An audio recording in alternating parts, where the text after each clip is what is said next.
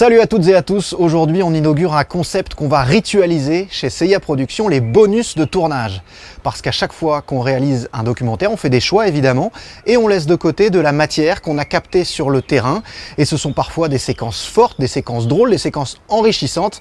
Alors on a décidé de vous en faire profiter après la diffusion de chacun de nos documentaires.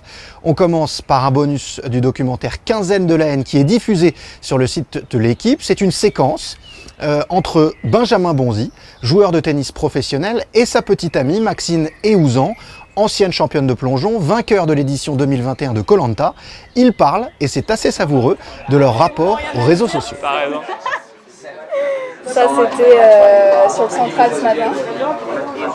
Et là j'ai pris une petite photo de la séance Ouais, donc on a quand même deux quoi. Ouais, j'en ai toujours une ou deux en stock. Maxou Community Manager. Exactement. Parce que toi tu prends jamais de photos aussi. Il y a quelqu'un. Moi j'en prends jamais, je suis très mauvais pour ça. Ça m'intéresse pas en fait. Je suis pas investi. Je suis pas investi dans le projet réseaux sociaux quoi. Pendant Koh-Lanta, je m'en suis pris quand même plein la face, hein, c'est clair, même peut-être plus que toi je pense. Et du coup j'ai un peu compris ce qu'il vivait au quotidien quand il fait des matchs. De toute façon Ben qui gagne ou qui perde, il y a toujours des gens qui sont pas contents. Et c'est vrai que maintenant d'ailleurs ils m'écrivent moi aussi sur mon Insta pour t'insulter. Le truc c'est que trouver des solutions à ça c'est impossible parce que moi j'ai déjà essayé de les bloquer les mecs qui recréent 12 comptes derrière. Donc il y a un moment où on se dit bon bah c'est pas grave, de toute façon les mecs pour faire ça ils doivent quand même pas avoir de vie du tout quoi.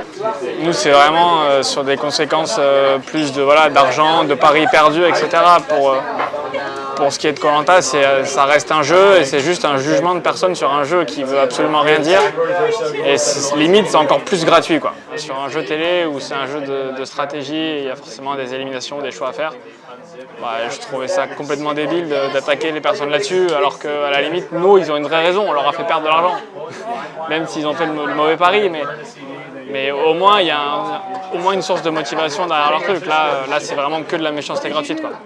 Moi, ça m'arrive pas forcément de répondre quand on commente mes photos en me disant ouais, ton mec il est nul ou des trucs comme ça.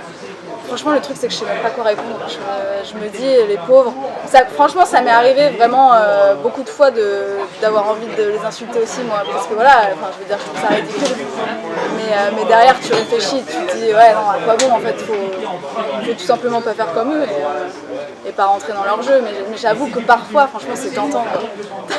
T'as juste envie de les remballer et de leur dire, mais les gars, faites autre chose de votre vie, quoi. Mais je suis pas sûre que ce soit la chose la plus intelligente à faire au final.